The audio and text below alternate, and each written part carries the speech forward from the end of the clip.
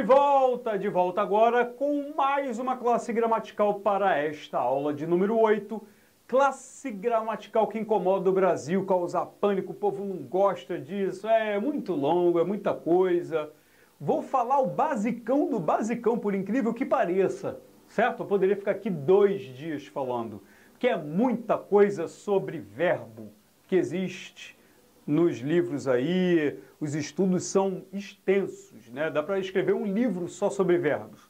Então, o nosso estudo mais simplificado aqui dá conta de conceitos relativos à classe de verbos. Conceitos que você vai ouvir ou você vai precisar utilizar em outros momentos da sua vida, tá? Mas para você não se perder nesse conhecimento, né? No reconhecimento da classe dos verbos, o que basicamente ela encobre. Então, vamos ao nosso estudo. Começarei com os conceitos, tá? Então, parte de classificação, tipificação, divisão, tempos, o que cada nome, cada conceito ou subconceito relativo à classe de verbo existe, tá? Então, vamos lá. Primeiro é a ideia de formas nominais.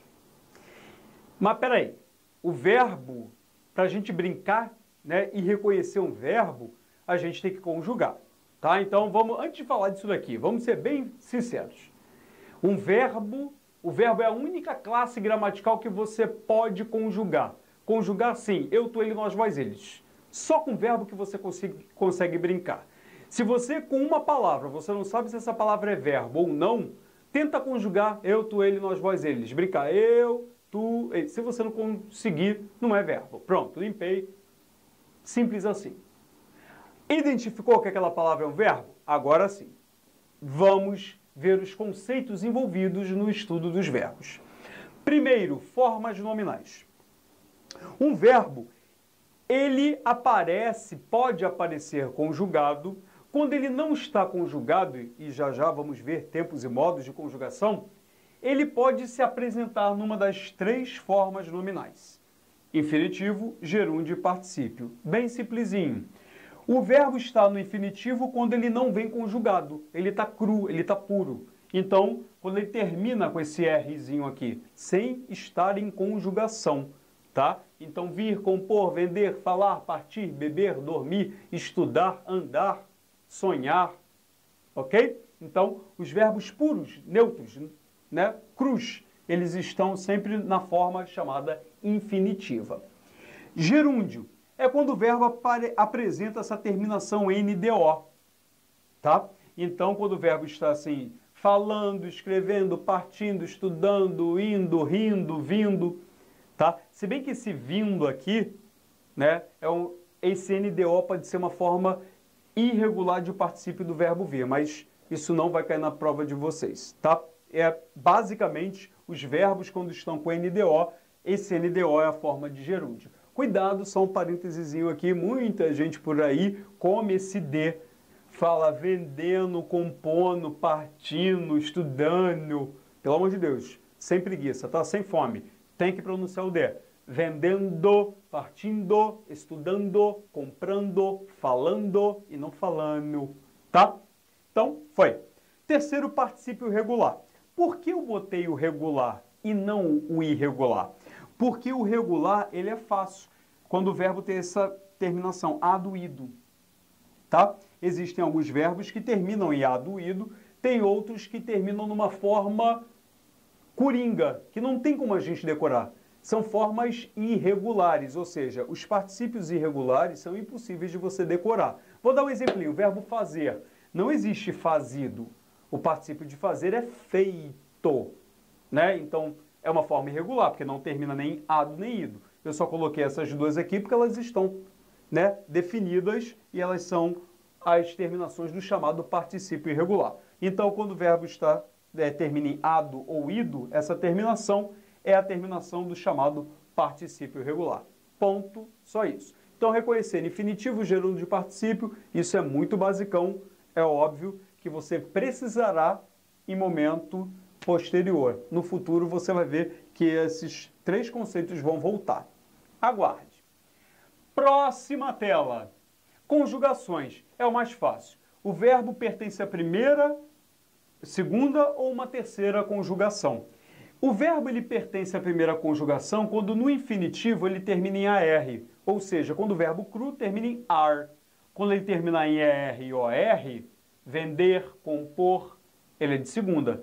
Só existe um verbo terminado em OR, é o verbo por e os seus derivados, compor, depor, repor, tá? Supor e por aí vai. Então, terminou em OR ou ER, é de segunda. E de terceira, quando termina em IR. Pronto. Isso você já ouviu falar lá atrás, né? Lá com a tia, lá nos inícios. Muito bem. Modos. Aqui começa a engrossar. Tempos e modos verbais. Existem 3 modos verbais. O indicativo, o subjuntivo e o imperativo. Vamos lá. Eu coloquei aqui no roxinho o que cada um indica, expressa. Então eu vou dizer que um verbo, seja ele qual for, está no modo indicativo quando na frase ele conjugado, ele dá uma ideia de certeza, é fato, tá? É factual. Então ele estuda, isso é um fato. Nós vendemos, é um fato. Nós compomos, eles vêm, isso é fato. Não interessa se é presente, passado ou futuro, é uma certeza, isso é factual, tá? Então, esse é o modo indicativo. O modo subjuntivo já não é um fato, é uma hipótese, não tem nada confirmado. Então, ó, se ele estudar, não sei, que Márcio quer que eu venda o carro, ele quer que eu venda, será que eu vou vender? Está garantida o ato de vender? Não, ele quer que eu venda. Então ficou no plano da hipótese. Quando ela vier, está garantido que ela virá? Não. Então está nesse plano do hipotético, do duvidoso. Então esse duvidoso é substantivo. O factual, o certo, o garantido é o indicativo. E existe um terceiro que é o modo imperativo. Nós geralmente usamos o imperativo para dar ordem, mas dependendo do contexto, do tom de voz, da estrutura da frase, eu posso usar também o imperativo para expressar um pedido, fazer um convite, dar uma sugestão, tá? Nós geralmente usamos para a ordem, é o uso mais comum. Então você vê, ó, que essas formas são formas de comando, basicamente, né? Estude, venha, componha, né? Venda isso o mais rápido possível. Né? Então, eu estou dando conselho, fazendo pedido ou ordem de acordo com o tom de voz, se eu falar alto, né? Se eu for grosseiro, enfim. Tá? Então, essas são as expressões de certeza, de hipótese e de comando. Né? Basicamente, por ordem. Isso configura os modos da língua portuguesa. Além dos modos, agora eu tenho que ver os chamados tempos verbais. Então, existem os tempos simples do indicativo, simples porque é uma palavrinha só, tá? Porque tem os tempos compostos. Eu não vou tratar os tempos compostos aqui no curso, tá? Então, só o simples que eu acho que já é demais. E é o comum, né? Que todo mundo usa. Então, ó, presente, você vê que eu conjuguei aqui, ó, o verbo com terminação AR, ER, IR e OR, tá? O verbo no presente, em pessoas diferentes, entre o eu, tu, ele, nós, vós, eles, né? Pretérito, existe o pretérito perfeito, imperfeito mais que perfeito e o futuro do presente e do pretérito. Só um detalhe, a diferença de usos, tá? Está aí na sua folhinha, vou ser bem breve. Pretérito perfeito indica uma ação que começou lá no passado e terminou, ela foi concluída, ela é pontual. Começou pontual, ela foi e se localizou no passado, fechou. O imperfeito é uma ação que começou no passado, ela também já terminou. Mas a diferença é que no imperfeito você dá uma ênfase, você valoriza a continuidade, a extensão dela. Então uma coisa eu falar, eu joguei, pontual. A outra eu falar, eu jogava, né? Eu dou uma ênfase na duração, que aquela ação ela era contínua, ela acontecia com frequência. Enquanto essa daqui não é frequentativa, ela é pontual. Eu joguei, eu jogava, tá? Então essa é a diferença. No imperfeito e no perfeito tudo já terminou, só que aqui era frequente e aqui é pontual. E no pretérito mais que perfeito, são duas ações no passado. dessas duas ações já, lá do passado, a mais antiga... Ih, saiu até da tela. A mais antiga das duas tem que vir no mais que perfeito. A mais novinha, ou seja, a mais próxima do presente, está no perfeito. Tá? Então, por exemplo, se eu falar, quando cheguei ao aeroporto, o avião decolara. O que aconteceu primeiro? O que é mais velho? O avião decolou. Depois que ele decolou, é a mais recente. Eu cheguei. Então, repara, a mais velha é decolar. A mais nova é chegar. Então, a mais velha tem que estar no mais que perfeito. Então, decolara. Mas no dia a dia o povo usa a forma composta. Tinha decolado, havia decolado. São iguais, tá? Então, falar decolara ou tinha decolado, que é a forma composta, isso é tudo pretérito mais que perfeito. Aqui, como eu disse, eu botei a forma simples, mas existe a forma composta. Tinha estudado, tinhas vendido, tinham vindo, tá? Então, o auxiliar ter ou haver mais o particípio gera o mais que perfeito composto, que é o que as pessoas mais usam, tá? Isso aqui é estranho, não é comum.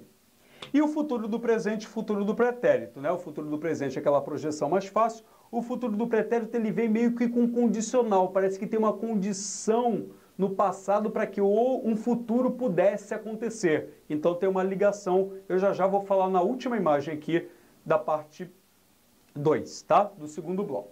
Então esses são os tempos simples do indicativo. Os tempos do subjuntivo, presente, pretérito imperfeito e futuro, tá?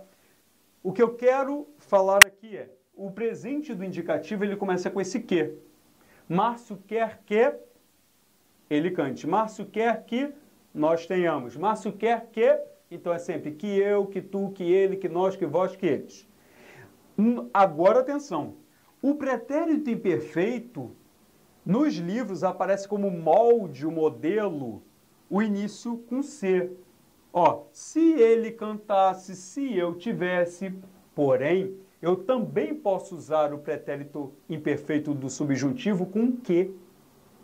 Márcio não queria que ela viesse ao aniversário, tá? Então, o pretérito imperfeito ele pode ser introduzido pelo que, não é só pelo se, como muita gente fala, tá?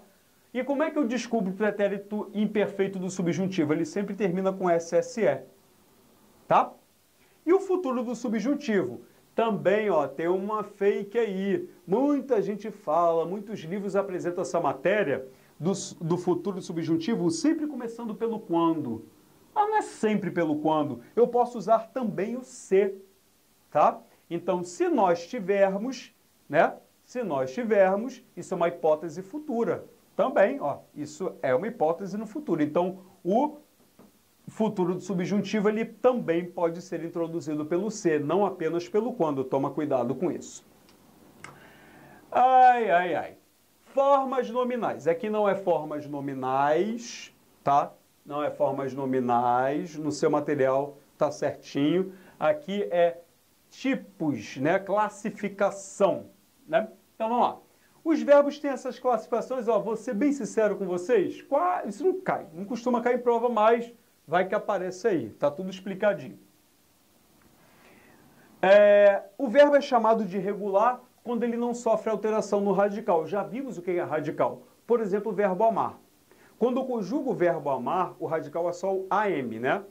O AR é terminação. Então, AM. Então, eu conjugo no presente. Eu amo, tu amas, ele ama. Você vê que o AM continua de ponta a ponta.